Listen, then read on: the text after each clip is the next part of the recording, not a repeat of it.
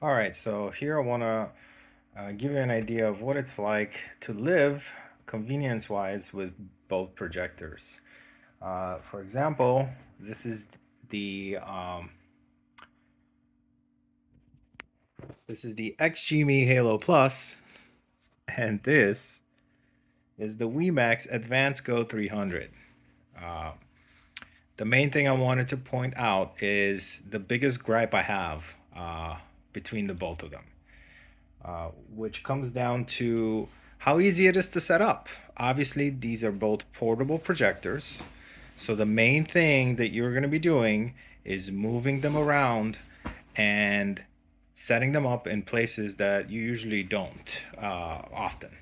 Or you're just going to be resetting these up over and over again because that is the feature of them. They are both portable projectors. So you can take them anywhere.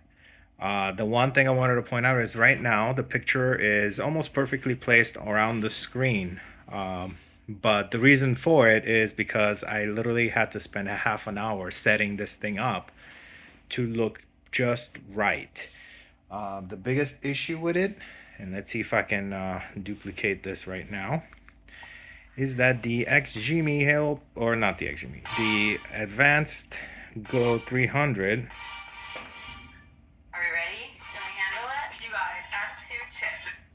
Sorry about that.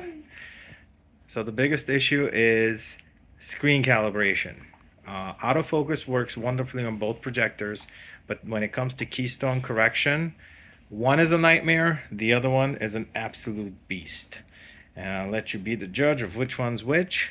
For example, we're going to go to the settings menu on the WeMax Advanced Go 300. We're going to go to calibrate image. Everything is on. Everything is on. Autofocus, auto keystone, auto obstacle, everything is on. When you go to auto calibrate the image, so that way it would not only focus, but it would also auto keystone the image and make it fit perfectly around your screen that you have displayed. When you go to do it, the biggest issue I have is, let's see if I can zoom in here, is right now, if you reset the image, it will actually display outside of the screen. So let's start the calibration. And this is where we'll do its focus and image calibration. But what's that? The image is still not within my screen. Interesting. Another big issue with it is keystone calibration is completely broken. I don't know if it comes down to let's see. Let's move this right here like so.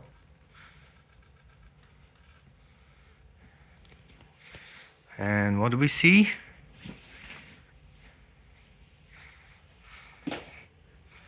Hold on. Let me see if I can duplicate this a little bit better.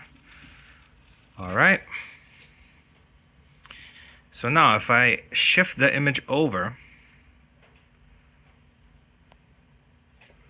and I do a reset of the screen calibration,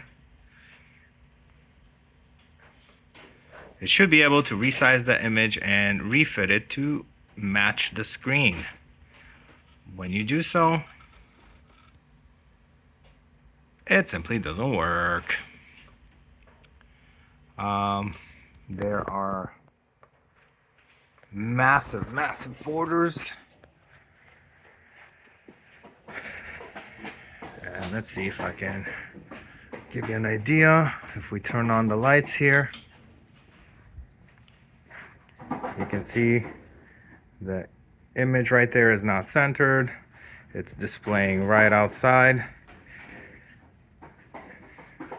And the keystone calibration is completely off. The whole image is tilted. The projector itself is level, but it will not do auto calibration. So if you're thinking about setting this up for multiple times, even at the office, the WeMax Advanced Go is a nightmare. All right, now we have the XGIMI Halo Plus, and the one thing that this thing absolutely excels at is auto keystone correction. And let me demonstrate that. First of all, the moment you move this image like so, it would sense that it moved and it would refocus, recalibrate. And when a child goes missing, I don't want this to be real. All right, now let me turn this. Okay, let me turn this off for a second. All right, now the other thing I wanted to point out is, let's say you can't set it up straight on and you have to do it at an angle. When you move it, it would center the screen by itself and give you the best and biggest possible image based on the screen that it's able to project on. So yes, it's not perfectly centered, but if you're doing it at an angle, it will adjust everything accordingly, and it will give you straight keystone correction. Something the WeMax Advanced Go simply fails at miserably. So if you are looking at portability, the XGIMI Halo Plus destroys this test.